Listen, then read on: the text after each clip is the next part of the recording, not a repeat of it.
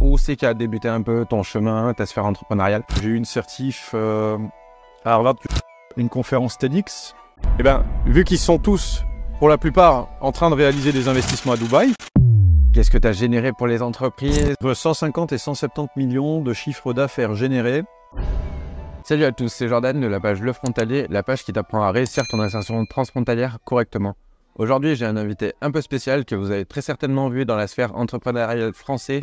Au niveau des nouvelles technologies et de la crypto-monnaie, je vous présente Anthony Gonnet, alias Major. Pour me présenter rapidement, moi je suis implanté en Suisse depuis 6 ans, avec plusieurs activités qui sont regroupées sous une entreprise qui s'appelle No Limit. Et cette entreprise, elle a été créée dans le but d'accompagner les entrepreneurs. Et ensuite, j'ai une autre entreprise à côté qui est Major Consulting, qui elle fait de l'accompagnement par contre dans les entreprises pour les aider à utiliser les nouvelles technologies dans leur business. Et après, j'ai des entreprises dans lesquelles j'ai aussi investi qui sont implantées en Suisse, qui font de l'assurance, qui font de l'appel téléphonique, qui font également de l'éditorialisme et un peu de médias. Ok, donc ça fait pas mal de domaines. Et par où tu as commencé dans l'entrepreneuriat? Du moins, où c'est qu'a débuté un peu ton chemin, ta sphère entrepreneuriale? Et depuis combien de temps? Ça doit faire à peu près 10 ans vraiment que je fais quelques activités qui tournent autour du business en ligne. Mais ça s'est vraiment professionnalisé là, dans les 5 dernières années. C'est particulièrement au moment où je suis venu m'implanter ici. Il y a le calme, la sérénité. Et puis il y a un espace entrepreneurial qui est un peu différent de ce qu'on trouve habituellement dans les grandes villes comme à Paris ou à Lyon. Et c'est ça qui m'a un petit peu plu. Et pour te répondre sur le parcours, tout a commencé quand j'ai fini mon master à Lyon en innovation et en stratégie. Et après que j'ai eu une certif à Harvard que j'ai jamais eu le temps de terminer. Je l'ai juste démarré en fait. Dans le machine learning et la data science. Donc après il y a eu ça, il y a eu une conférence TEDx parce qu'à la fin de mémoire de master. Et après il y a eu en master un mémoire de recherche que j'ai fait sur l'impression 3D et le milieu du bâtiment. Et les recherches que j'avais exposées dedans présentaient ma façon de fonctionner et la réflexion globale en forme d'arbre, une matrice ABS, la matrice de l'arbre et du bac à sable. Et ça c'est un pote à moi qui a lu mon mémoire pour la relecture. Et la même année, en fait, il organisait une conférence qui était une conférence TEDx. Et le principe de la matrice ABS lui a énormément plu. Et il m'a dit, écoute, est-ce que ça peut t'intéresser qu'on fasse une conférence à ce propos, que tu expliques un petit peu de quoi il s'agit et comment ça fonctionne et tout ça. Je lui dis, let's go.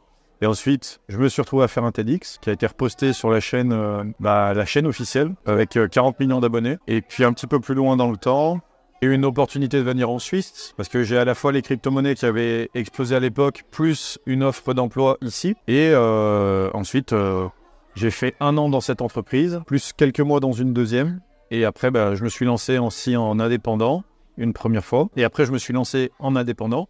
Puis ensuite, j'ai créé l'entreprise directement ici parce que la facturation avant était sur la France. Donc, c'était pas forcément évident niveau fiscalité et tout. Et nous voilà jusqu'à aujourd'hui. Et en conséquence, donc, tu as commencé, il me semble, par le e-commerce, tu m'avais parlé peut-être? Alors, la première pied? La première fois, c'était crypto-monnaie. Ça a démarré par les crypto-monnaies. Ensuite, on a accompagné des info-entrepreneurs.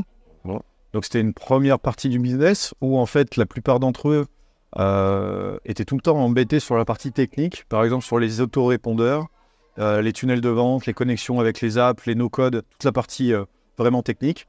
Et à ce moment-là, c'est là où je venais donner du soutien pour les aider à mettre en place ça ou leur mettre des personnes dans leurs équipes qui sont spécialisées dans un domaine spécifique. Et donc ça, c'était la première partie. Ensuite, il y a eu le business en ligne. Et après, il y a eu la partie formation en ligne. Et ensuite, j'ai travaillé aussi dans l'email marketing. L'email marketing dans un grand groupe qu'on ne pourra pas citer.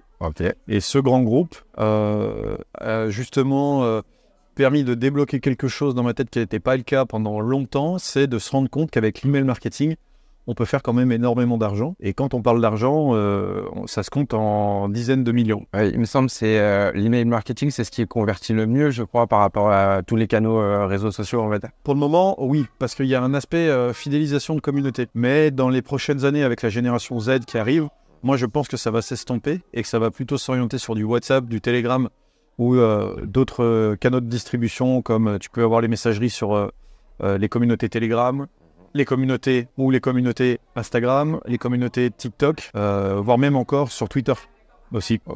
Mais je sais que t'es plutôt bien implanté sur Twitter, il me semble. Ça va, je suis pas trop mal. Disons qu'en fait, pendant 2 ans, on a eu une période un peu compliquée dans la partie crypto-monnaie. Et pendant ces 2 ans, donc il y a eu une grosse partie où la crypto-monnaie s'est effondrée, tout le monde s'est un peu détaché de « Ok, je vais faire des centaines de millions en crypto ». Moi, j'en ai profité avec les gens qu'on a dans l'entreprise pour passer des appels, voir ce qu'il était possible de créer comme synergie positive dans le but de créer un écosystème qui serait prêt pour le prochain bull run. Donc c'est quand le marché il repart à la hausse. Et de fil en aiguille, on a rencontré beaucoup de personnes très intéressantes. On a monté aussi un petit écosystème en Suisse, dont un événement qui aura bientôt lieu à Genève, où on est co-organisateur depuis peu. Ok. Depuis peu, mais en plus, on a eu l'occasion de travailler, de discuter de ça. Et voilà, de l'évolution en fait de tout cet écosystème, on l'a fait pendant qu'il y avait un énorme creux dans le business. Et aujourd'hui, ce réseau, quand on va avoir besoin de l'utiliser, on a les bons contacts, on a les bonnes personnes dans les bons endroits, et ça nous permet d'avoir une cartographie relationnelle qui est hyper vaste, mais qui peut être très spécifique dès qu'on a besoin d'avoir un expert sur tel domaine ou sur tel sujet. Oui, ça j'avais pu le constater d'ailleurs dans ton canal No Limit. Ouais. Il me semble, j'avais pu constater qu'il y avait pas mal d'experts, que ce soit dans le LinkedIn, que ce soit dans les ads, dans l'email marketing. Bon, il y a pas mal d'experts dans un petit peu tous les domaines. Mais c'est pas des experts qui font des posts sur LinkedIn en mode on est incroyable, on est les meilleurs. C'est vraiment des experts avec des résultats que nous on a qualifiés avec nos outils internes. Parce que au fur et à mesure de ce développement, on a développé des outils de social engineering et de cartographie relationnelle. On ne pourra pas rentrer dans les détails, mais tu connais. Bah oui. Ces outils-là, et on a eu l'occasion d'en parler avec quelqu'un qu'on a aussi vu récemment, Philippe Chevalier, qui a travaillé en tant qu'enquêteur, qui a trouvé l'outil intéressant aussi.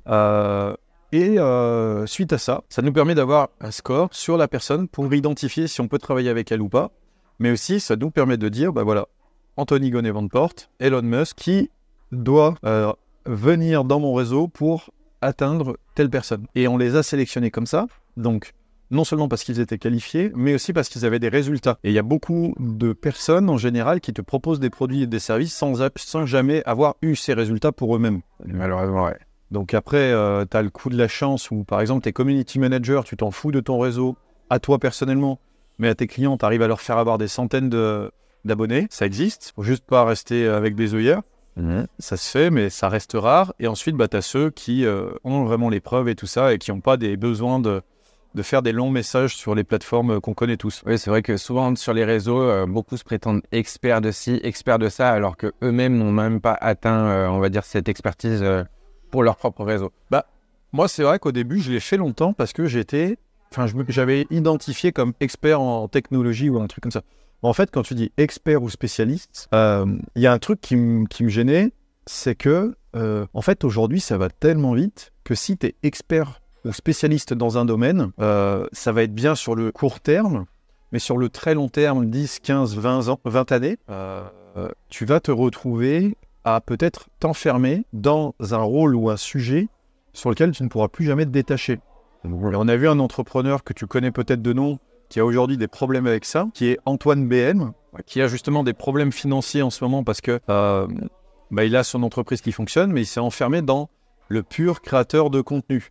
Et il a toujours travaillé sur un point de vue personnel pour nourrir ses propres intérêts. Il n'y a rien de mal contre ça. C'est juste que si tu avais peut-être intégré dans ta logique de développement la création de projets sur le côté, tu as des chances d'avoir une diversification suffisamment importante pour que le jour où tu as un projet qui ne tourne plus, tu peux te rediriger vers un autre. De pouvoir switch un petit peu quand bon te semble, pas rester bloqué. C'est ça. C'est pour ça que sur notamment nos limites, aujourd'hui on s'est réorienté peut-être une bonne dizaine de fois et on pense qu'on commence à comprendre là où on est doué et ce sur quoi on arrive à mettre le doigt chez les personnes qu'on suit pour ensuite les aider à se développer. Mais ça peut donner derrière ce type de situation où tu deviens un peu trop spécialiste. Et en fait, l'avantage d'avoir une multitude d'entrepreneurs qui te contactent avec différents types de business, on a un petit peu une diversification qui s'est créée sans qu'on fasse quoi que ce soit, sur lequel on peut intervenir sur du minage, on peut intervenir sur de l'assurance,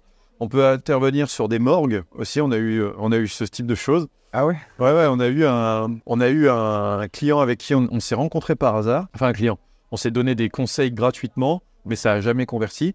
Mais dans les faits, en fait, il y a quand même des conseils qui lui ont permis de générer de l'argent. Et inversement, des choses qui m'ont servi. Et dans un échange en win-win, c'est aussi des relations que tu gardes sur le long terme qui sont très intéressantes. Et lui faisait de l'immobilier et de l'assurance. Et l'argent qu'il a gagné, il l'a réinvesti pour acheter une morgue.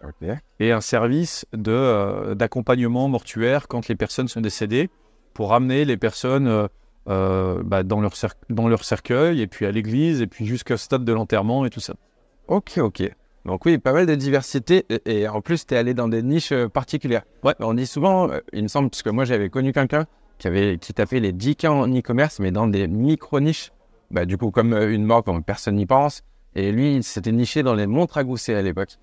Oui, mais non seulement c'est smart, enfin les montres à gousset, tout comme la morgue ou le papier toilette. Il y a une marque e-commerce qui s'appelle Boku. Je sais pas si tu en as déjà entendu parler. J'ai déjà entendu le nom, ouais. Eux, ils se sont nichés dans le développement d'un système que tu viens poser sur ton toilette et qui te permet de te laver le fiac, si tu veux. Mais si, je crois que j'ai vu une vidéo de Nashfitir.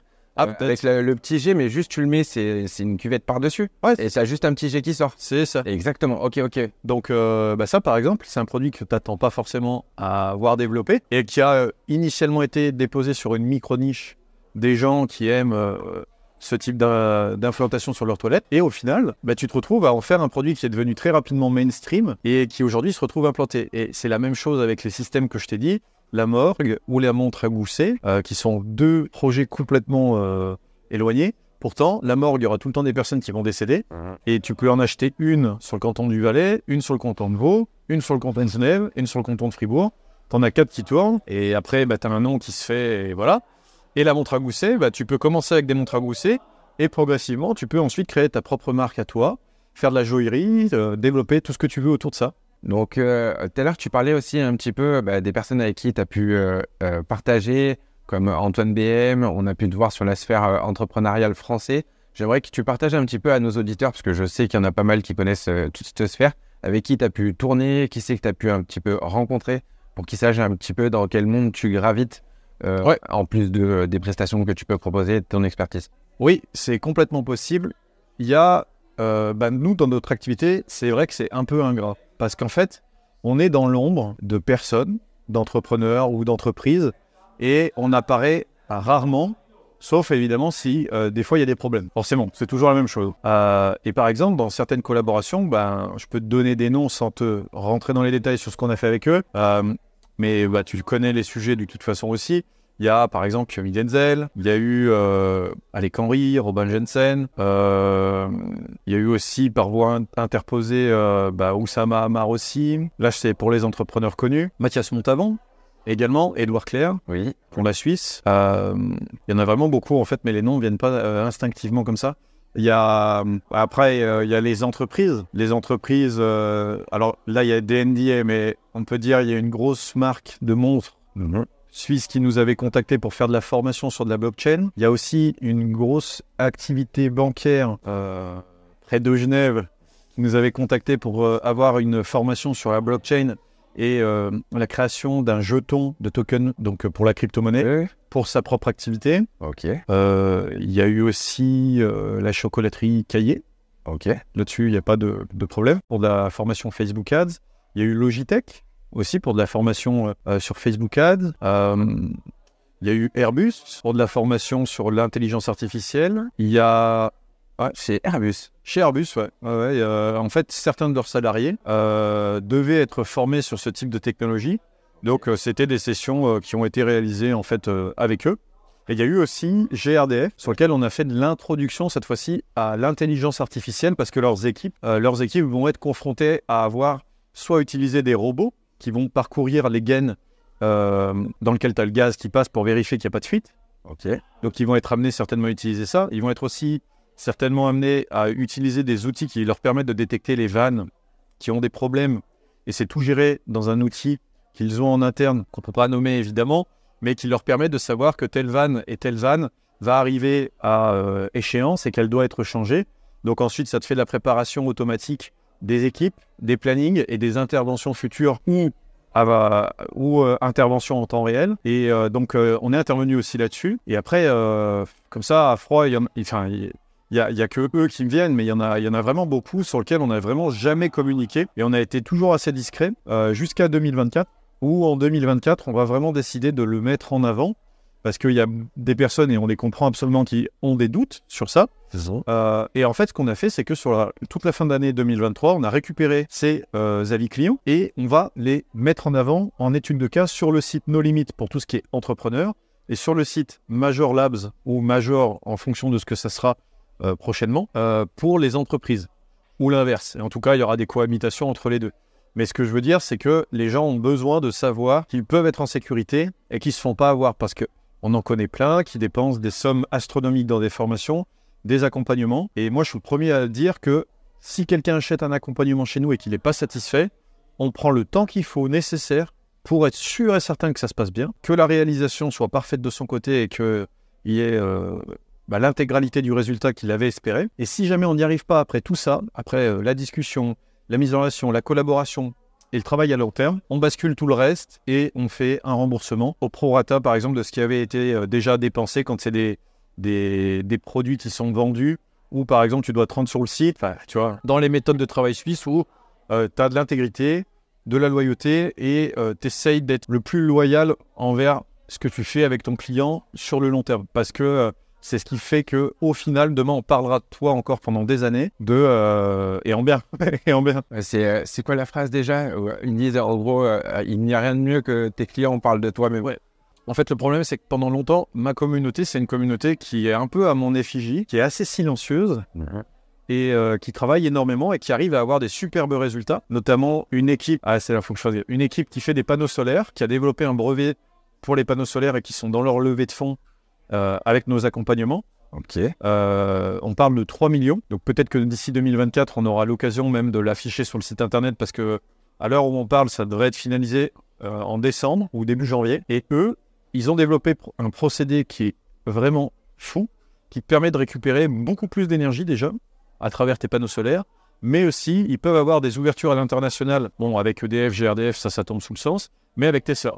Ok. Et évidemment que si un projet comme ça explose, on ne va pas se cacher de dire on les a accompagnés et voilà ce qu'on a fait. Parce que ça va être une belle carte de visite comme les autres personnes qu'on a actuellement mais qu'on n'a jamais mis en avant, tu vois. Ok.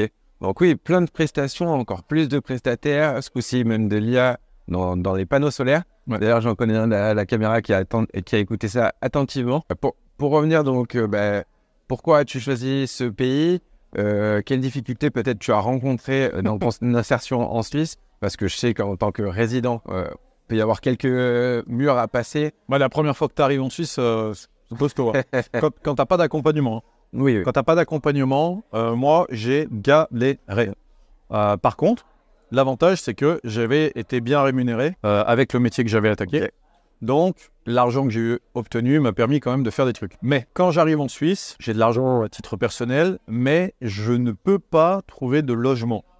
Parce que ça, c'est le premier problème que j'ai eu, c'est pour trouver un logement en Suisse, il faut te lever tôt. Hein. Il faut vraiment te lever tôt. Et puis, quand tu commences de regarder, c'est « Ah, vous êtes français ?» Ah, navré. Et en fait, moi, ce que j'ai pas compris tout de suite et qu'après, j'ai réussi à comprendre, c'est que soit il te faut un passe-droit avec quelqu'un qui est sur place, soit il faut que tu te fasses accompagner, ou alors que tu fasses appel à ton réseau.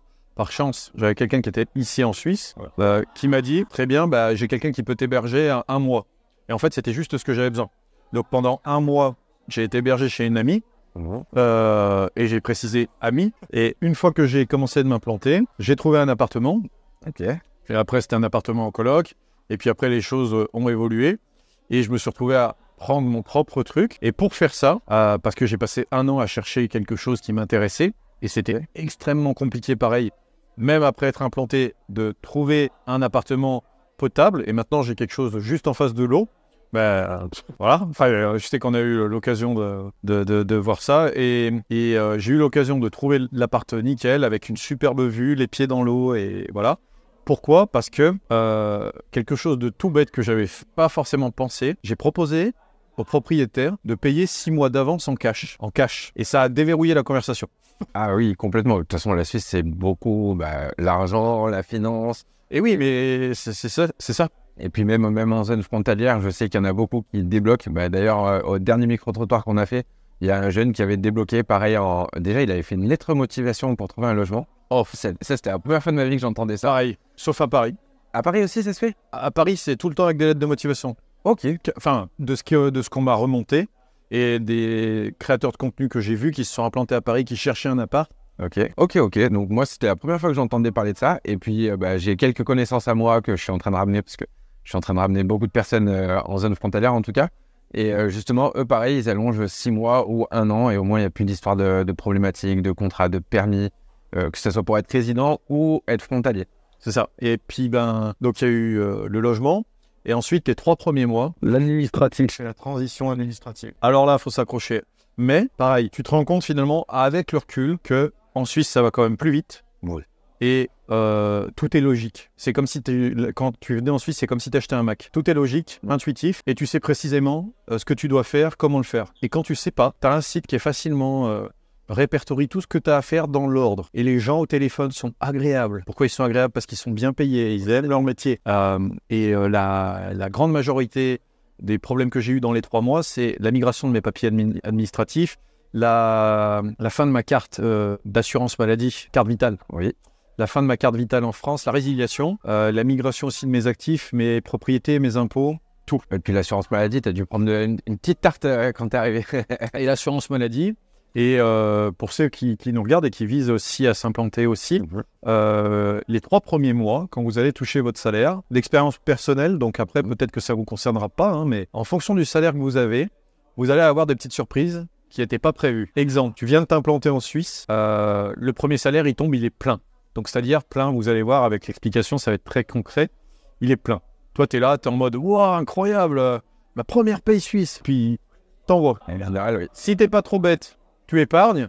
Si vraiment tu es en mode dès que tu fais de l'argent et que tu pars le gaspiller en faisant ton premier voyage à Dubaï où tu rattrapes tous tes voyages, c'est foutu.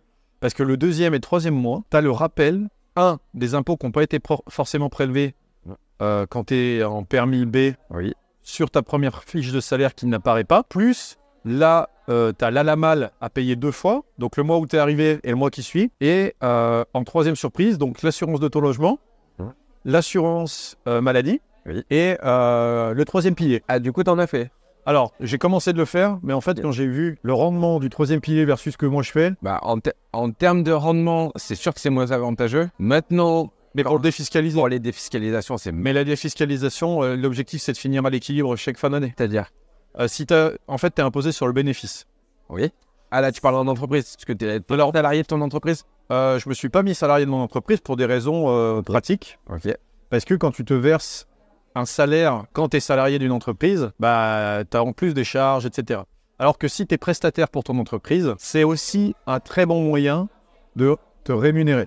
Par contre, attention, tu te lances dans la jungle en mode sans filet. Parce que si tu te plantes, alors après tu accumules quand même un peu d'argent et tout ça au fil des années, mais si tu te plantes, en Suisse, tu ne peux pas avoir accès au chômage. Parce que tu es en indépendant, et quand tu es indépendant, les indépendants n'ont pas droit au chômage. Il faut que tu retravailles dans une entreprise pendant 1 an pour pouvoir percevoir le chômage. Ok. Mais je sais que le chômage suisse, il est plus exigeant que le chômage français. Bon, il est bien mieux aussi pour le pays. Après, il faut voir aussi le coût de la vie. Mais il est bien mieux, mais je sais que par contre, il est beaucoup plus exigeant. On te demande obligatoirement, d'un côté, c'est pas plus mal, mais d'aller postuler quotidiennement, faire tamponner. Parce qu'une fois, moi, je sais que j'avais... Ah ouais, il y a ça aussi, je me rappelle de ça. J'avais démarché et il me dit non, mais par contre, on pourra pas vous tamponner. Je le regarde comme ça au tout début où j'étais arrivé. Tamponner quoi? Tamponner pour le chômage. Non, mais je cherche du boulot, je cherche pas à tamponner un papier en fait. Ouais. Mais t'as ça, et puis dans les autres trucs aussi, c'était la barrière de la langue, au début, peut-être, parce que j'avais un accent, l'accent de Lyon, avec le Y que tu ajoutes de partout. Ok. Alors, il est resté, mais en fait, il s'adapte. C'est-à-dire que quand je parle avec des Vaudois, il est là, et il y a un accent vaudois. Quand je suis en Valais, j'ai un micro-accent valaisan, avec quand tu dis les 20, enfin, tu vois, les 20, les 8 ans, tu dis j'ai été en Valais la semaine dernière, puis ça s'est bien passé. Tu sais qu'ils ont un accent particulier. Voilà. Une grosse implication sur les « et » ou les sons qui peuvent se prolonger, le 20, les nombres 20, et puis après les naturellement 80, 70, 90 qui deviennent un problème quand tu retournes en France, parce que tu as enclenché ton cerveau dans ce sens-là, qui est naturel et plus facile. Ouais. Et quand tu reviens en France et que tu recommences avec le 70, 90, 80 et tout ça, là, t'as tout le monde qui te regarde en mode « ça y est, il fait l'intéressant » et tout ça. Mais Non, c'est comme quand tu passes longtemps dans une ville aux États-Unis, tu reviens, tu parles anglais. Et puis même, moi je trouve que de faire l'effort, parce qu'il y a des Français, j'en ai déjà rencontré, des gens qui ne veulent pas faire l'effort de dire 70, 80, bon ça dépend les cantons, et le 90, ils veulent pas faire l'effort, mais pour moi je trouve que c'est quand même la base de l'intégration, parce que c'est justement ce qui peut être reproché des fois en France à certains, de venir, de profiter peut-être même du système, mais de ne pas s'intégrer. Tu veux nous dire la phrase Qu'est-ce qui est souvent dit par les Vaudois et les Valaisans? Ah oui, les Français sont les Arabes de la Suisse, je crois. Ouais, c'est pas plus... En soi, oui, c'est comme ça que les Français sont vus. Mais pourquoi? Parce qu'il y en a beaucoup qui n'ont jamais voulu essayer de s'intégrer dans la culture. Et je pense que c'est bien de venir... moi, je suis venu chercher, oui, en première partie, le salaire. Puis maintenant, je vois le confort. Je pense par la suite avoir en fonction des finances, que j'ai quand même... je loue une belle maison, donc à avoir en fonction des finances, que ça peut coûter très très cher en Suisse. Mais venir m'implanter en Suisse directement, ouais, là, ça allume complet. Mais si je peux, je le ferai, parce que la sécurité est bien supérieure. Et quand tu t'intègres, tu es plutôt bien accepté. Et je pense que pour moi, la terre, du moins la Suisse, est plus une terre propice à l'évolution. Même au niveau la partie, même si moi, c'est pas mon but de viser ça, mais même dans la partie salariat, il y a beaucoup plus de possibilités d'évolution sans forcément sortir de HEC Paris ou... Ah oui. Voilà, on peut évoluer dans le système, commencer ouvrier et finir directeur. C'est beaucoup plus compliqué. Ça, c'est clair, parce qu'en fait, aujourd'hui, ce qui est énormément recruté ici, c'est surtout de l'ouvrier. Oui. Parce que les cadres et tout ça, ils en ont. Ils fonctionnent très bien aussi. Après, les choses auxquelles je me suis aussi heurté en Suisse en arrivant ici, c'est la rigueur. Parce que moi, de base, je suis un peu hyperactif, donc je vais dans tous les sens. Et je suis le gars qui peut faire des conneries assez facilement. Parce que je fais pas forcément attention, mais c'est plutôt par manque de concentration. Ok. Tu vois. Et en fait, la rigueur suisse, quand tu commences à t'y faire, elle est quand même vraiment bien. Et tu commences à comprendre pourquoi ce pays marche aussi bien. Et en fait, je me dis, et dans les choses aussi qui étaient assez contraignantes lors de l'implantation, c'était ça. C'est le fait d'être un Français implanté en Suisse et le temps de me faire un nom, de montrer que je venais ici pour créer de l'activité économique. Parce que quand je suis arrivé, j'ai dit, je fais de la crypto-monnaie, je fais de la formation en ligne, je fais de l'accompagnement aux entreprises. Tu as des dirigeants suisses qui te voient arriver en tant que bon français, ils disent donc il fallait le temps de créer sa place, il fallait le temps de créer ton réseau, et ils voient bien au travers des différentes personnes avec qui on travaille qu'on est fiable, on s'est implanté, on a suivi les codes. Aujourd'hui, on n'est pas à l'abri non plus qu'il y a un problème sur une situation. Et les problèmes, ça se corrige. Tant que t'es pas enfermé en prison ou que t'es pas mort, un problème, ça peut se corriger. On a créé des systèmes pour faire implanter des entreprises en Suisse, mais pas des entrepreneurs, mais des entreprises. Ouais. Et en fait, on s'organise pour faire la migration des entités ici en Suisse, en collaboration avec la Chambre de commerce. Quelque chose que j'ai pu constater sur toi, et que je voulais te demander aussi, c'est j'ai pu constater sur ta chaîne que tu jouais pas du tout le jeu du putaclic. La chaîne YouTube? Oui. Et pourquoi ce choix En fait, c'est très simple. On attire ce qu'on sème. Ok. Donc, si par exemple, sur les réseaux sociaux, tu es tout le temps en train d'en faire des tonnes, j'ai acheté ma nouvelle voiture, j'ai acheté ma nouvelle Lambo et tout ça, tu vas attirer quoi? Tu vas attirer quoi? Tu vas attirer des gens qui sont motivés que par l'argent, oui. Mais l'argent, ça reste un moyen ou un outil. Nous, ce qu'on veut faire, c'est pas, évidemment, c'est gagner de l'argent. Mais l'argent, ça a un côté instantanéité. Au bout de 10, 20, 30 ans, les mecs qui ont gagné de l'argent maintenant gagneront peut-être plus les mêmes types d'argent plus tard. Là, ce qu'on fait, ça prend plus de temps. Ça se bâtit sur des fondations qui sont beaucoup plus solides. Et je veux surtout pas attirer des personnes qui sont là juste par opportunisme. Je veux des gens qui ont le cerveau qui fonctionne bien, oui. Qui sont des entrepreneurs nés ou qui vont le devenir, et qui ne sont pas motivés par le seul biais d'avoir énormément d'argent dans leur portefeuille. La finalité, ça reste ça, on est OK. Par contre, tu vas attirer des dizaines et des dizaines de personnes en quantité, mais finalement, tu vas peut-être te taper 1 million, 2 millions d'abonnés. Sur ces 1 million, 2 millions d'abonnés, la plupart des personnes vont acheter tes produits, mais ils ne vont jamais les suivre.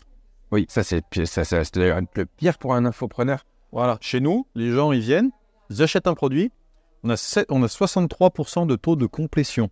Okay. Ça veut dire que les gens achètent les produits et suivent à 60% la formation. Donc, c'est pas ils achètent et ils laissent pourrir, il y a 60% des personnes qui achètent, qui ouvrent et qui suivent en complet la formation avant qu'on ajoute les mises à jour et tout, évidemment. Mais l'avantage aussi de ça, c'est que sur le long terme, les personnes, elles sont plus motivées. Parce qu'elles ont, étant donné que leur motivation fondamentale, c'est pas l'argent, ça leur reste, mais ils ont une valeur morale, une valeur éthique, une valeur de renverser les codes ou de bousculer tout ce qui peut se faire aujourd'hui dans le monde.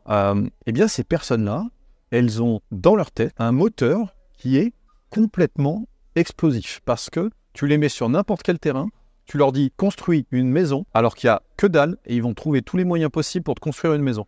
Alors que si tu les mets face à un petit sac d'or en plein milieu du désert, ils vont faire quoi avec le sac d'or? Ils vont acheter que des conneries. Ils vont aller cramer l'argent, ils vont aller en profiter. Il y a des gens, et c'est pas grave, c'est juste que je comprends, mais ça va faire partie des expériences qu'ils vont retenir, c'est ils touchent leurs premiers 10 000 euros par mois. Première chose qu'ils font, ils brûlent tout. Ils brûlent tout, ils partent à droite, à gauche et tout ça. Deuxième mois, on en entend moins parler, parce qu'en général, ils essaient de rattraper ce qui s'est passé le premier mois. Évidemment, là, on généralise, c'est pas tout le temps comme ça. Mais c'est pour ça que, sur YouTube, en tout cas, je ne vais pas dans ce système du putaclic as fuck ou à faire rêver les gens. Ouais. Il faut les faire rêver, mais avec parcimonie ou avec quelque chose qui est selon moi plus moral. Et puis même peut-être plus vrai parce que... Et plus authentique, parce que dans le domaine de l'entrepreneuriat, je ne vise personne, encore une fois. Oui, bien sûr. Je dis juste qu'il y a un énorme gap, mais un énorme gap entre les gens que vous voyez et qui ils sont réellement. Et encore une fois, c'est normal, c'est parce que les réseaux sociaux ont amplifié ça et on se fie davantage à quelqu'un pour ce qu'il voit plutôt que ce qu'il est. Oui. J'ai fait une petite vidéo, justement, j'avais fait un petit short coup de gueule, du moins un coup de gueule, entre parenthèses, où je m'étais amusé, justement, je t'en ai un petit peu parlé la dernière fois, où je m'étais amusé à me faire prêter la totalité de ce que j'avais sur la vidéo, donc une Porsche GT3, une montre Hublot, des lunettes Cartier assez chères, juste pour montrer que, en fait, c'est simple d'avoir et de dire, j'aurais pu dire j'ai j'ai loué, alors qu'en fait, je me suis juste fait prêter gratuitement parce que j'ai pas du tout envie de dépenser de l'argent dans des futilités. Mais je trouve ça vraiment dommage, la mentalité qu'il peut y avoir de il faut montrer pour prétendre être. Alors qu'il y a des gens qui sont bien plus instruits et qui ont bien plus de valeur à te transmettre, mais qui ne montreront jamais rien. Cite-moi un moment dans une story où je dis voilà ma nouvelle Porsche. Non, mais tu parles pas trop. Jamais. Non, mais c'est soit de vie éternelle. Non, c'est les gens qui parlent d'argent pour toi. Quoi? J'ai dit, c'est plutôt les gens qui vont jouer sur ce que tu as créé. Ouais, mais c'est pareil. En fait, l'avantage de ça, c'est que en vrai, je fais les choses parce que j'ai cette motivation qui n'est pas forcément l'argent initialement. C'est de vivre dans un pays où tu es calme, où le soir, tu rentres chez toi, tu te sens en sécurité. Tu vas me dire, oui, mais tu retrouves ça à Dubaï. Mais oui, mais Dubaï, ça reste quand même un pays qui est maintenu par des hauts dirigeants, où il y a une religion derrière, et on peut considérer ça d'un point de vue politique comme quelque chose de super, comme une super enclave. Moi, je ne veux pas rentrer dans ce débat-là, je m'en fous. Mais ce que je dis, c'est qu'ici, j'y trouve mon pied à terre, et je pense que d'autres entrepreneurs, quand ils auront obtenu suffisamment d'argent dans d'autres pays, même s'ils sont à Dubaï, et qui voudront créer quelque chose qui, sur le long terme, peut aussi prospérer et d'une belle façon, les capitaux reviennent souvent ici. Il y en a pas mal qui sont déjà partis d'ici, après c'est peut-être justement qu'ils sont nés ici. Il me semble que Alec a gravité autour de la Suisse. Et Alec est en train de faire quoi actuellement? Je sais pas, Alec, il est en train de refaire de la publicité, par exemple, sur la Suisse. Ok. Parce qu'il s'est aperçu que son portefeuille de clients n'était pas sur la France, mais sur la Suisse. Parce que tu as Alec, Yomi, je crois qu'il était sur Lausanne. Oui. Dropshipping Reborn, il a passé un master ici, du moins il a passé un diplôme ici. Il y a quand même beaucoup d'entrepreneurs dans la sphère de YouTube qui ont gravité autour de la Suisse à un moment donné, soit actuellement, soit à un moment donné, comme un tremplin, je pense. Mais simplement, déjà, je pense par peut-être le levier financier qu'ils ont, s'ils ont commencé leur salariat ici. Ils ont pu commencer l'entrepreneuriat avec un levier de 4-5 000 par mois. Mais c'est déjà pas mal. Ouais. Mais tu vois, le vrai truc fondamental, si tu veux tout savoir de pourquoi je suis là, c'est parce que ici, ton niveau de vie et d'espérance de vie, c'est beaucoup plus élevé qu'à Dubaï, à Bali. Où Dubaï, tu as de la pollution dans l'air qui est astronomique. Bali, tu as une pollution aux fibres de microplastique qui est astronomique. Donc, ça veut dire quoi? Développement de cancer, développement de plein de choses. Portugal, pareil, vieillissement prématuré des cellules et tout, parce que surexposition au soleil, ça peut aller aussi pour Dubaï. Alors qu'en Suisse, tu as un temps qui est mitigé, certes. Là, aujourd'hui, il fait peut-être pas beau, mais il fait beau dans le cœur. Il fait beau dans le cœur, mais il fait peut-être pas beau. Mais pour autant, moi, sur le long terme, avec les trucs de biohacking que je fais à côté, je sais que je fais le maximum en tout cas pour vivre longtemps, en bonne santé et dans les meilleures conditions possibles. Alors que dans un autre pays comme ça, il y aurait de fortes chances que mon métabolisme vieillisse prématurément, même en mettant du sport dans mes routines quotidiennes, parce que l'environnement qui se trouve autour de moi va me fumer sur le long terme. Et si tu reviens quelques années après, tes télomères, une fois que elles ont été flinguées quelque part, t'as beau revenir ici et les remettre plein de choses, des compléments alimentaires, des trucs comme ça, c'est niette, il n'y a pas de retour possible pour le moment. Non, après c'est vrai que la Suisse a quand même son. Moi personnellement, je préfère. J'aime bien les pays chauds pour des vacances, mais pour y vivre, la Suisse. Ça peut être ponctuel. Maintenant, on va essayer de. On a parlé un petit peu de la Suisse depuis un petit moment, l'implantation, parce que c'est ce qui va les renseigner au mieux, voir pourquoi toi tu as choisi cette destination plutôt qu'une autre. Et j'aimerais un petit peu que tu parles de tes compétences, qui vont être du coup la crypto et les nouvelles tech. Voir un petit peu ce que tu vois comme avenir dans la crypto-monnaie et dans l'IA, par exemple. Alors, déjà, pour répondre juste avant ça, je mets 2 explications. Déjà, il y a Anthony Gonnet-Vanport, c'est sous l'entreprise Major Consulting. Donc, voilà, c'est la première entité en tant qu'indépendant. Là-dedans, il y a expertise crypto-monnaie, gestion réputationnelle, renseignement, un peu de détective privé, enfin plein de choses là-dedans. Et il y a également 3 conférences actuellement. Une sur le biohacking, une sur la sensibilisation aux nouvelles technologies, notamment l'IA, parce que c'est une expertise aussi phare que j'ai là-dessus. Enfin, pas une expertise, mais c'est aussi un domaine d'activité que j'ai là-dessus. Et enfin, la 3e conférence, c'est Super Centenaire. Okay. C'est une conférence qui vise à expliquer comment tu peux vivre longtemps en bonne santé, qui vient présenter d'autres choses plus poussées que le biohacking, où c'est une introduction au biohacking. Okay. Ça, c'est Major Anthony Gonnet-Vanport. Donc, c'est cerné sur l'émergence technologique et tout ce qui a trait à ça. Okay. Le deuxième, c'est No Limit.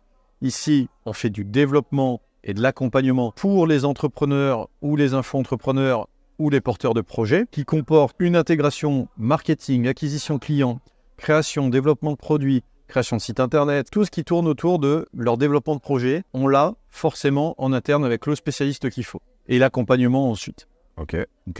Y compris si tu as déjà une entreprise qui existe depuis des années, que tu veux faire des améliorations fiscales, que tu veux avoir accès à des opportunités de premier choix avec des early access. Par exemple, pendant les marchés financiers, quand les marchés financiers sont en hausse, on participe à de nombreuses private sales.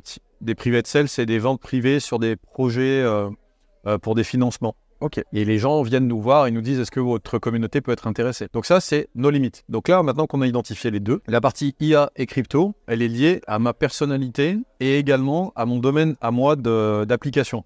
Pour moi, l'intelligence artificielle, les crypto-monnaies, la robotique et tout ça, on est au point de basculement qui n'a jamais été atteint.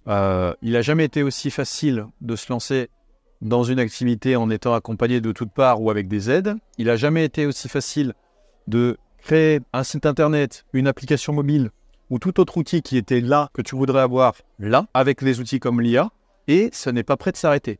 Avec GPT Vision, que certains d'autres ont découvert, tu peux prendre une photo par exemple d'un objet et tu dis comment cet objet pourrait me servir d'arme. Okay. Ou comment avec cet objet je pourrais éventuellement faire une cabane. Et il va pouvoir te faire des descriptions, tu vas lui expliquer en temps réel comment le faire. Et on peut aller encore extrêmement plus loin avec ça, c'est que les assistants d'IA autonomes vont devenir monnaie courante dans la vie de tous les jours, notamment avec Apple qui est en train de préparer une très grosse implantation là-dessus et qui ne dit rien et qui fait encore partie des seuls à n'avoir absolument rien dit, mais pourtant toute leur technologie, que ce soit sur leur site internet, leur Mac et leurs différents outils commencent à s'implanter là-dessus et ils sont en train de se préparer, ils vont faire des annonces. Donc c'est pour ça que l'IA, si vous avez des éléments si vous avez à vous implanter là-dedans, c'est le bon moment. Vous pouvez aussi créer vos propres GPTs. Vous pouvez aussi créer vos propres GPTs, qui est, on va dire, le Apple Store de GPT, qui te permet de faire ton propre robot,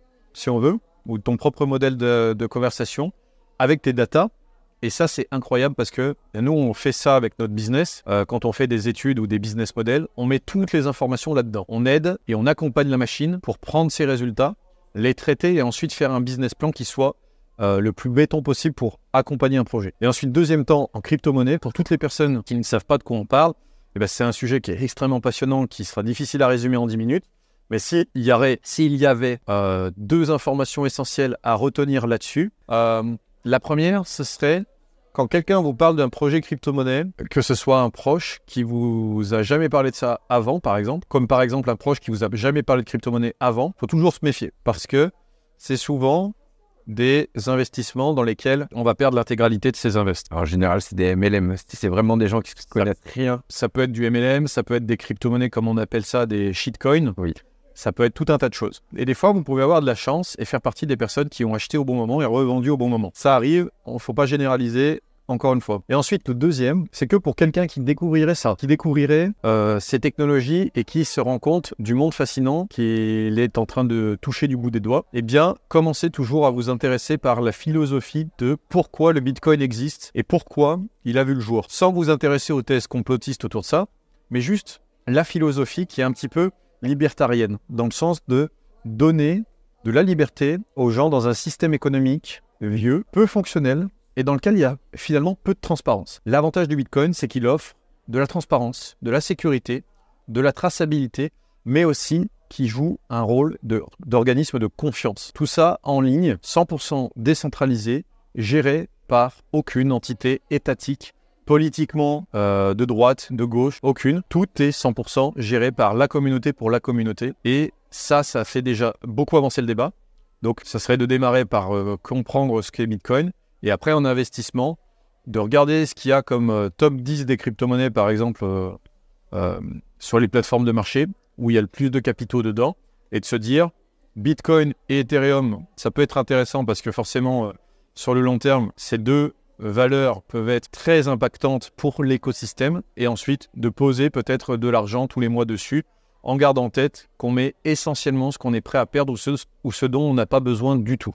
Donc du coup, si tu conseilles de mettre, pour le coup, tous les mois, ça va être en faisant le DCA, il me semble. C'est ça qu'on dit. C'est ça. Alors, il y en a qui se bastonnent là-dessus, de savoir si c'est bien, si c'est pas bien. Moi, je me fie aux chiffres pour rester très factuel là-dessus, parce que ça sert à rien de partir dans des hypothétiques solutions. Les chiffres parlent et les chiffres disent que, apparemment, le DCA est une solution intéressante pour ça. Je parle du contexte crypto-monnaie et voilà. Et comment on fait ça? Eh ben, c'est simple. Au lieu de vous dire je mets 50 € une fois maintenant et 50 € dans 2 ans, non. C'est combien vous voulez mettre tous les mois et combien vous allez être prêt à mettre tous les mois de manière récurrente et régulière. 10, 20, 30% de ce qui vous reste à la fin du mois, c'est à vous de voir. Je ne fais pas de conseils, je ne fais pas de préconisation non plus. Moi, je peux vous dire ce qu'on a fait par exemple chez nous. On fait de l'investissement à 2000 balles par semaine sur Bitcoin et Ethereum. Ok. Maintenant, on va arriver sur la dernière question pertinente avant le petit mot de la fin. J'aimerais que tu partages un petit peu avec nos auditeurs quelques chiffres qui peuvent être peut-être ta fierté. Qu'est-ce que tu as généré pour les entreprises ou peut-être des one-shots que tu as fait spectaculaires pour dire un petit peu de quoi tu es capable à ceux qui aimeraient le savoir. Alors, déjà, c'est souvent un travail en équipe. Ça, c'est le plus important. C'est que la plupart des réalisations qu'on a faites, elles ont été faites en équipe ou alors des fois des trucs en perso. Mais bon, la somme qui a souvent été partagée sur les réseaux sociaux et qui a un peu évolué depuis, mais je sais pas, on doit être entre 150 et 170 sur les 5 dernières années en chiffre d'affaires brut. 170 quoi? Parce que du coup, ils vont entre 150 et 170 millions de chiffres d'affaires générés. Okay. Brut sur les 5 dernières années pour les entreprises avec qui on a travaillé. Okay. Dans ces entreprises et dans ces personnes qu'on a accompagnées, il y a des projets NFT qui te permettent très vite de monter la balance parce que tu as des projets qu'on a accompagnés qui ont fait le plus haut entre 31 millions et le plus bas 400 000. Ok, ce qui est déjà pas mal, mais quand tu les totalises vite, tu as déjà une barrière à 60, 70 millions, tu vois déjà. Et puis après, ça peut être dans des grosses entreprises sur lesquelles, voilà, on a eu cette discussion aussi précédemment, mais sur lesquelles tu es intervenu, tu as proposé une structure avec un plan d'accompagnement. Et un exemple très concret, Saint-Gobain, le groupe Saint-Gobain par exemple, eux, ils avaient besoin de trouver des nouvelles méthodes pour gagner du chiffre d'affaires. Tu étudies le marché, tu regardes comment ça fonctionne et en fait, tu t'aperçois assez rapidement que l'État français donne des aides aux apprentis pour avoir une caisse à outils. Donc, quand tu connais ça, ce que tu fais, c'est que tu contactes les centres de formation de la région, tu leur proposes des caisses à outils préparées selon leurs demandes et que les étudiants peuvent venir récupérer chez toi et toi, tu es payé directement par l'État, tu vois. Donc, par exemple, ça fait partie, c'est des petites pistes parce qu'on ne peut pas tout citer pour des raisons évidentes, mais ça fait partie des outils qui ont été mis en place et déployés dans ces boîtes-là, qui aujourd'hui continuent de les utiliser. Et puis, après, tu as les accompagnements, les levées de fonds, et voilà. Et après, sur ces 150 à 170 millions, en général, on a, nous, soit un pourcentage, soit des parts dans une entreprise. Tu vois, l'entreprise d'assurance dans laquelle je suis associé, où toi, tu t'étais fait démarcher. Par exemple, ici, j'ai 1% de l'entreprise. Ok, donc du coup, j'étais pas allé aussi profond. J'étais pas allé aussi profondément, mais au final, pourquoi on t'avait contacté aussi avec cette entreprise? Parce qu'elle fait de l'assurance, les gens s'implantent, et quand les gens s'implantent, ils ont besoin d'avoir une assurance, donc forcément, ça fait sens. Ok, donc ouais, t'es un petit peu dans cette boîte aussi. J'ai des activités au final un peu de partout, pour le but de faire de la diversification et de faire communiquer toutes les entreprises entre elles. Parce que si tu as une diversification ou un modèle économique qui fonctionne en étoile, sur lequel chacun peut trouver de la valeur à un moment donné avec des clients, l'argent rentre toujours dans ton écosystème, mais ne sort pas. Si tu as une entreprise d'assurance, une entreprise de formation, une entreprise d'immobilier, une entreprise de consulting ou un garage automobile, ça, c'est des clients qui vont venir là. Et qu'est-ce qui va se passer quand ces clients vont arriver dans ces personnes-là? Eh bien, si le garage automobile a besoin d'acquisition client, il va aller voir une des entreprises du groupe. Si l'acquisition client a besoin de comptabilité, il va voir l'entreprise du groupe. L'argent reste à l'intérieur. Okay. Il y a constamment des nouveaux clients qui arrivent, mais l'argent ne sort pas. Ok. Ah ouais, vraiment intéressant pour le coup. C'est comme ça, en fait, que je pense que le business à long terme devrait se construire. C'est pour ça qu'Apple, aujourd'hui, ça fonctionne aussi bien. Et que le groupe, il est valorisé à des millions. Des milliards. Ouais, des milliards. C'est 3000 milliards, je crois. Ouais, j'avais vu un truc à Idriss Aberkan qui parlait de ça. Mais oui, le principe, et c'est le principe de Musk aussi, que chaque entreprise soit plus ou moins ait une possibilité d'être utile à la suivante. C'est un petit peu aussi comme ça que je base les projets, que je vais pas forcément parler pour pas me les faire piquer en amont, mais dans le but, je prévois du frontalier, aller chercher plusieurs niches qui vont graviter autour et qui pourront plus ou moins tous se servir. Mais si on a une qui est cool et que le reste reste vivant. Le deuxième exemple concret, c'est que par exemple l'entreprise d'assurance, tous les mois, elle achète des mineurs de Bitcoin ou des mineurs quels qu'ils soient à l'entreprise dans laquelle je suis associé actionnaire aussi, qui fait du minage. Ok. Ce qui fait que, tu vois, c'est un vase communicant. Donc c'est pour ça que cette entreprise, elle est aussi pointue sur la tech. Je vais pas mentir que le petit débrief que j'en ai vu, c'est que oui, ils sont plutôt au point niveau technologie, on va dire. Je pense qu'ils ont un petit coup d'avance quand même. En fait, le truc, c'est qu'on essaye d'être le plus sous les radars possible pour les concurrents, parce que derrière, ça nous permet de manger des parts de marché. Et quand ces parts de marché sont suffisamment grignotées et que les gens ils s'en aperçoivent, soit pour eux, soit pour un autre concurrent, c'est trop tard. Oui. Mais nous, ça permet de faire quoi? Ça permet d'arriver de dire « Bonjour, on peut racheter votre stock de machines qui ne vous servira plus parce que vous avez en dépôt de bilan.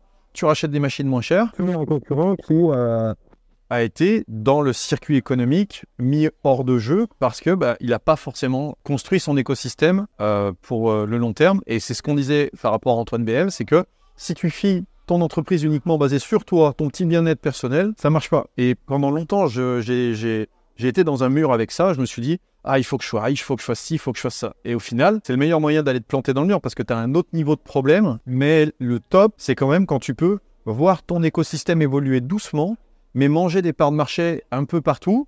Et au final, ça grimpe de 20% par an, tu vois. Et derrière, tu profites de tout ça sur le long terme. Et s'il y a une entreprise qui vient à couler, elle peut être rachetée par une holding, ou alors elle peut trouver des nouvelles personnes qui vont être embauchées ailleurs dans d'autres entreprises du groupe. Yeah. Et voilà. Et maintenant, du moins, encore un petit peu pour graviter autour de ces questions, mais si tu devais me donner un chiffre en un jour, un chiffre en une semaine et un chiffre en un an, il me semble sur le groupe, sur quoi? Sur l'entreprise? Sur des chiffres que tu as pu générer, des top perfs, un jour, une semaine, un mois. Parce qu'il me semble que les 150 à 70, on est sur 5-6 ans, je présume, de ce que j'ai compris plus ou moins. 5 ans, 5 ans, chiffre d'affaires brut. Oui. Et pour les entreprises, pas pour nous. Oui, bien sûr. Forcément. Oui, ça, je l'avais compris. Ce qu'il faut être hyper conscient là-dessus, c'est que sur ces chiffres-là, toi, tu obtiens peut-être entre 1 à 7% peut-être. Ok. Mais c'est 1 à 7%. Ensuite, toi, tu retouches encore, pas une fraction de miette, mais en fonction de la portion des parts que tu as sur tes activités. Après, tu fais grossir quand même ton patrimoine. C'est ça. Ton patrimoine, en fait, on a très peu de liquidités. Par contre, on a beaucoup de capitaux. Ouais. Il faut bien différencier capitaux et liquidités parce que liquidité, c'est ce que tu as tout de suite d'exploitable et que tu peux tout de suite réinvestir. Et c'est ce qu'on fait avec le système de holding potentiellement en cours d'étude en France. On va créer de la liquidité, vu qu'on a plus de capitaux que de liquidités. Et cette liquidité va permettre de financer d'autres choses. Ok. Et du coup, alors? Un jour, une semaine, un mois. Exactement. Un jour, 4500. Ok. 4500, ça correspond à un accompagnement débutant, démarrage dans nos limites, en moyenne. Une semaine, les 2 semaines d'avant, qu'on a eu l'occasion de parler quand on s'est croisé à Genève, on a fait 300 000 en une semaine. Ensuite, le deuxième, sur une semaine, 300 000. Avec notre réseau pour préparer de l'investissement sur des machines de minage qui vont être fortement utilisées pour le bull run. Et ensuite, l'autre, c'était 1 mois. Oui, exactement. Sur 1 mois, qu'est-ce que tu as pu faire en top perf Tu m'aurais dit 1 an, on aurait fait... on va faire 1 an parce qu'en vrai, j'ai pas pour 1 mois. Ok, pour 1 an. Alors, pour 1 an, 7 millions 2. Entre 7 millions 2 et 5 millions. Entre 7 millions 2 et 5 millions. Ok. Et là, c'est sur l'entreprise qui fait du rapatriement de deuxième pilier. Ok. Ah oui, donc tu as créé un fonds, ils ont fait un fonds... Ok. Mais oui. Mais en tout cas, l'entreprise qui t'avait contacté... Oui, j'ai déjà eu une puce, ouais. J'ai déjà compris sur les fonds d'EP, ils me l'ont fait sous-entendre. Mais d'ailleurs, ça peut être intéressant pour les personnes qui écoutent. Ce qu'il faut savoir, c'est que quand on a contacté Jordan au début, quand on contacte chaque personne, on essaye d'aller chercher le win-win et pas le comment j'essaye de t'avoir. Nous, c'est toi qui m'as contacté, je veux dire, mais la première fois, quand on s'est parlé, t'es venu chez nous, t'as vu qu'il y avait plein de choses, tu t'es dit, oula, c'était quoi la première réaction que t'as eue? Ah si, c'était carrément avancé technologiquement, du moins, il y avait quand même une tarte à prendre. Après, pour l'instant, je me suis pas positionné de par plusieurs autres projets qui peuvent arriver en plus. Ouais, qui peuvent, au vu de ma lancée, je sais pas encore comment me positionner parce que, j'avance beaucoup sur plein de projets, donc c'est compliqué. Mais je pense que c'est une entreprise qui a un très très gros avenir et qui a beaucoup d'avance. Là, aujourd'hui, tu as conscience de ça parce que tu as eu l'occasion de voir de l'intérieur l'amplitude que ça a. Mais de l'extérieur, les gens ne le voient pas. Et c'est le problème qu'on a, c'est qu'on est bon en marketing, mais dans le marketing de l'offre et la présentation de ce qu'on fait, on n'est pas bon. Et on a trouvé quelqu'un qui nous accompagne là-dessus, qui a été chez McKinsey, qui a été chez McKinsey et qui... nous a proposé de nous accompagner et tout ça. Et depuis ça, c'est vrai que la mentalité a quand même pas mal changé. Et c'est pour ça qu'on attend 2024 avec impatience pour voir toutes ces choses se développer, et notamment sur la Suisse. Parce que la Suisse, même si on est implanté là, on n'a que quelques entreprises qui travaillent avec nous de temps en temps ou de manière régulière, mais notre présence pourrait être plus utilisée pour les aider à se développer. Donc voilà. Et puis même si sur le long terme... il est possible qu'un jour, potentiellement, on retombe à zéro. Ça fait partie du jeu. Enfin, il y a que les gens qui ne prennent pas de risques qui au final, n'ont rien à raconter. Oui, et puis en général, c'est comme, il me semble, le mec qui a créé Uber.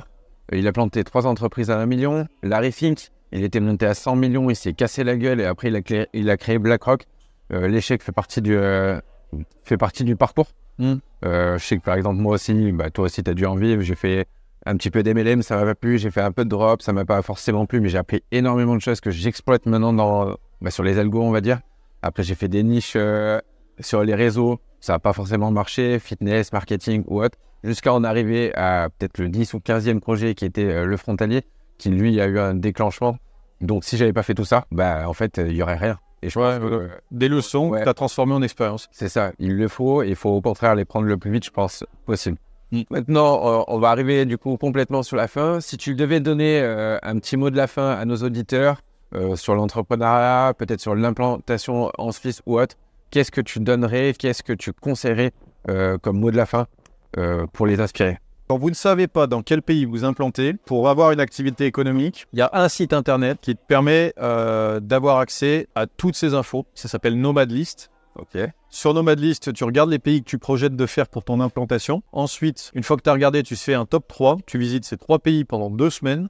Et en fonction du climat, de l'ambiance et de ce que tu as vu, tu y vas un premier trimestre en hiver et un premier trimestre et un autre trimestre en été. Et après, tu auras la solution sur 1 an de où tu te mets. Et si tu n'as pas assez de temps, tu prends des gens au téléphone pour essayer de leur poser des questions, savoir sur place comment ça se passe. Mais malheureusement... il n'y a que de la curiosité qui va t'amener à découvrir tout ça. Non, nous arrivons sur la fin. J'espère que cette vidéo va vous plaire et vous a inspiré au maximum. Il faut surtout passer à l'action. Pensez à vous abonner et à commenter un maximum pour essayer de faire venir toujours des intervenants plus qualitatifs. Et je vous dis à la prochaine. Et si vous souhaitez en savoir plus, je pense que les liens seront en description. Exactement. Et ça sera un plaisir de vous faire découvrir ce qu'on fait. Et puis en attendant, bonne journée, bon courage et n'oubliez pas d'entreprendre. Pourquoi es-tu venu en Suisse? Bah parce qu'il n'y a pas... Eh ben, vu qu'ils sont tous, pour la plupart, en train de réaliser des investissements à Dubaï... Bah, tu m'as fait peur sur le coup, j'ai cru que c'était raciste. Non, non, non, du tout. En fait, je te parle des Émiratis. La plupart de leur investissement se passe à Dubaï, ce qui fait qu'en fait, ici, s'il n'y a pas d'investissement de leur part, bah, tu peux te développer de ton côté avec l'État suisse et les entrepreneurs qui sont aussi dans cette région. Donc c'est une terre d'opportunités.